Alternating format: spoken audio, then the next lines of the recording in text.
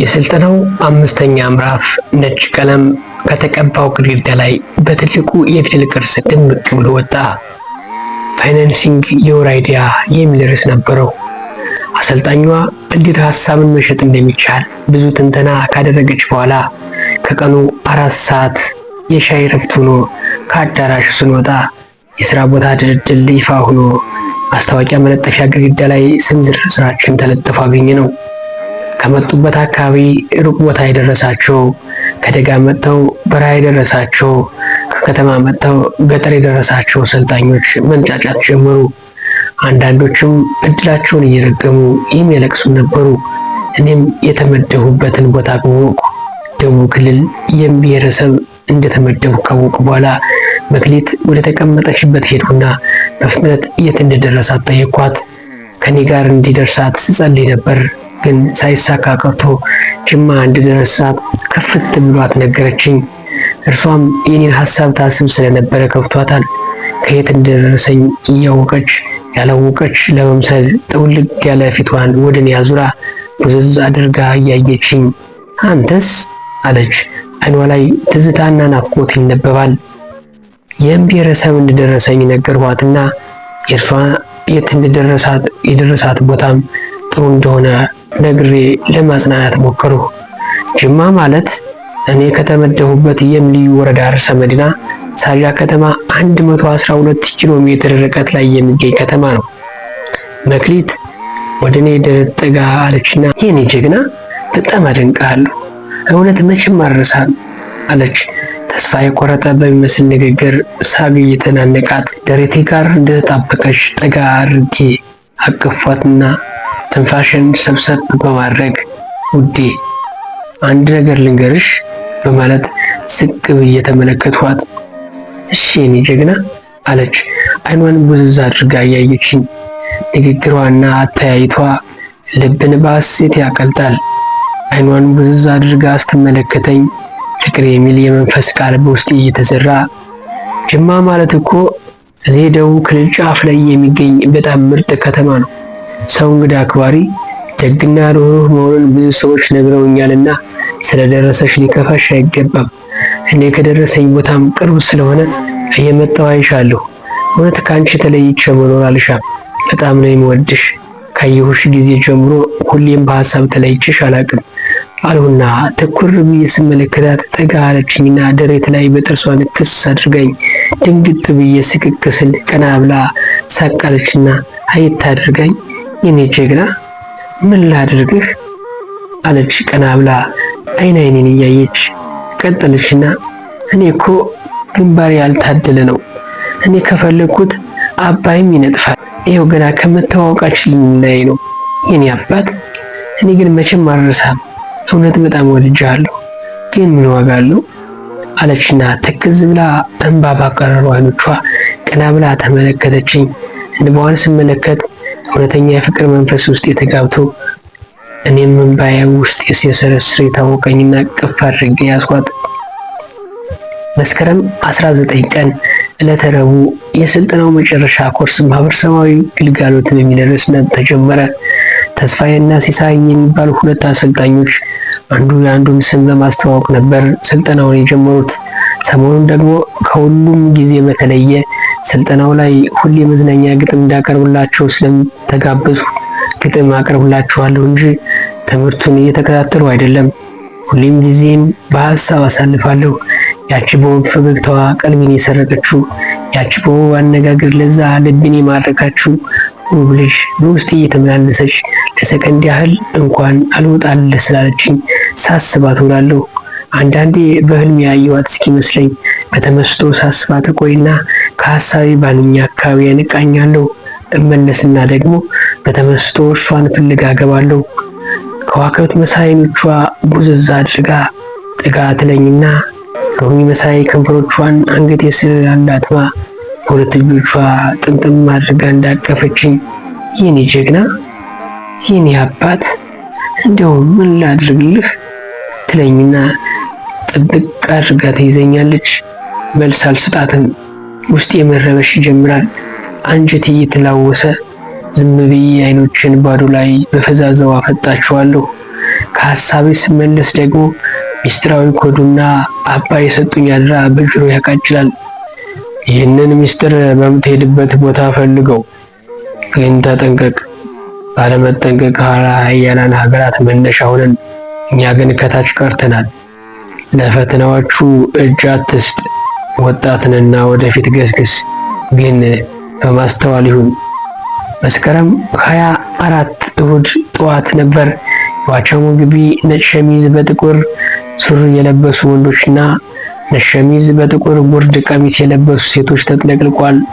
በነጭ ሸሚዝ ላይ ሰማያዊ ከረባት አድርገው በሁለቱም ትከሻቸው በጎነት ለአብሮነት የሚል ጽሑፍ ያለበትና የሰላም ሚኒስቴር አርማ ያለው ሪባን አድርገዋል። ትናንት ማምሻውን ነበር የክልሉ ፖሊስ ማርሽ ባንድ በሚያምር ጣዕመ ዜማው የዛሬውን የምርቃት ቀን ያስበሰረው። ሁሉም ሰልጣኝና ተጋባዥ እንግዳ ወደ መመረቂያ አዳራሽ ከገቡ በኋላ መርሃ ግብሩ ተጀመረ። መርሃ ግብሩ ቀጥታ በደቡብ ቴሌቪዥን የሚተላለፍ ነበር። እኔም የ45 ቀኑን ስልጠና ጊዜ ሪፖርት እንዳቀርብ ኃላፊነት ስለተሰጠኝ መድረክ መሪው በሰጠኝ እድል መሰረት ከመድረኩ ላይ ተሰየምኩ። ሪፖርቱ አጠር ባለ መልኩ አቅርቤ ስወርድ ታዳሚው በጭብጨባ ተቀበለኝ። ከመድረኩ የወረድኩ ወደፊት ታዳሚውን ገርመም አድርጌ ስመለከት ያቺ የኔዋ መክሊት ከመቀመጫ ተነስታ ታጨበጭብልኛለች።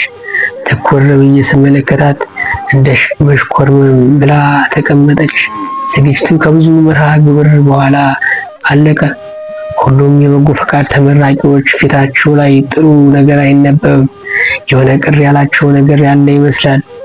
የ45 ቀን የፈጠሩት ወዳጅነት ዳግም ላይ መለስ እስከ ወዳኛው ያሸለመ ይመስል አይናቸውን በአክረሮ በየመንገዱ ዳር ተቀምጠው በትካዜ ይዋልላሉ። መስከረም 30 ቀን ወደ ተመደብንበት አካባቢ የምንንቀሳቀስበት ዕለት ነበር። ከእኔ ጋር የደረሳቸው 61 ሰዎች አስተባባሪ ሆኜ ስለተመረጡ ልጆችን አስተባብሬ በአንዴ መውሰድ ኃላፊነት ነበረብኝ። ሁሉም ሰልጣኝ እንባ እየተራጨ ተለያየ። ጠዋት ሻንጣችንን ይዘን ከግቢ ስንወጣ ለመክሊት ደወልኩላትና መኪና ላይ እንደሆነች ነገረችኝ። የተሳፈርንበት መኪና ከግቢው በር ላይ ቆሞ ስለነበር ሩጬ የደረሱበትና ወደ ተሳፋሪው ገባሁ። መክሊት ፊት ወንበር ላይ ከአንዲት ጓደኛ ጋር ተቀምጣለች። መክሊት አልኋት ከመኪና በር ጥግ እንደቆምኩኝ። ወይ አባቴ አለችና ቡዝ ብላ ተመለከተችኝ። ወዳለችበት ተጠግቼ ሰላም ለማለት አልፈለኩም።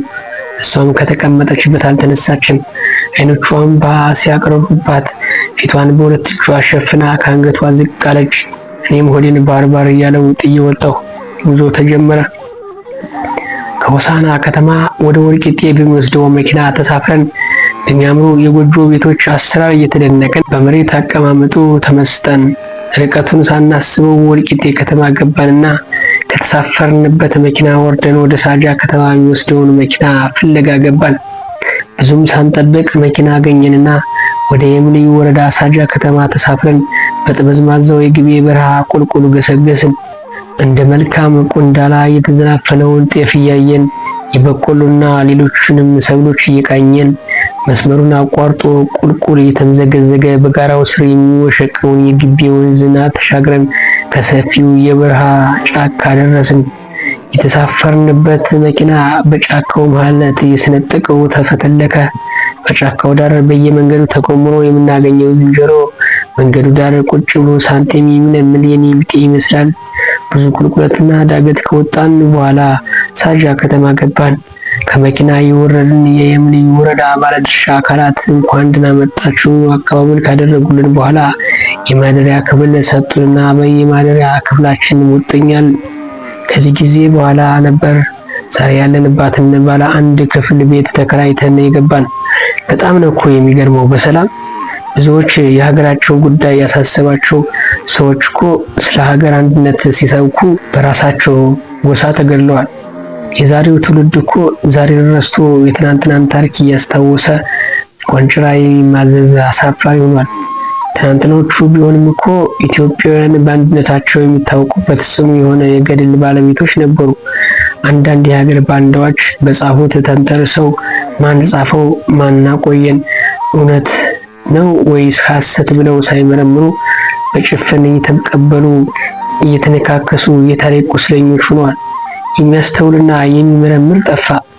ወደ ሰማይ አንጋጦ በረጅሙ ተነፈሰና አሁን የኛ ኃላፊነት የምክንያታዊነትን አስተሳሰብ ተላብሶ ሀገር ወዳድና ስራ ፈጣሪ ለሀገሩ ሰላም ግንባታ የበኩሉን ድርሻ የሚወጣ ትውልድ ማፍራት ነው አለ እርገጣቸው በላይ። የጥላሁን ገሰሰን ሙዚቃ ዳግም እንዲጀምር የስፒክ ማጫወቻ እየተጫነ ሙዚቃው በአዲስ ጀመረ። ቁሜ ልመርቅሽ ተቀበይኝማ ሕይወትን መርቀሽ ሰጠሽኝኔማ ይሄ ቀረኝ የምለው የሚቆጨኝ ማለም ኢትዮጵያ እድሜ ላንቺ ያላየነው የለም። አንገትሽ ራስሽን ችሎ ልየውና ማግስቱን ይውሰደኝ 10 ሞት ይምጣና። እኔ ስለ ሚስጥራዊ ኮድ አንሰላስላለሁ። ኮዱ የት ይሆን መገኛው? እንዴት ስልፈልገው? ሚስጥሩስ ምንድነው? የሚሉ ጥያቄዎችን በውስጤ እያንሰላሰሉ ሚስጥራዊ ኮዱን ደጋግሜ ወረቀት ላይ እጽፋለሁ። ጃን 17 G16 ጃን 17 G16 ደጋግሜ ከጻፉ በኋላ ጭፍን ያለ የሆነብኝና ወረቀቱን ቀድጄ ወረውረዋለሁ። ብዕር ያስኩበትን እጄን አገጭ ላይ አስመርኩዤ ቁጭ ብዬ መክሊትን በዓይነ ህሊናያ ብቅ ትልብኛለች። መክሊት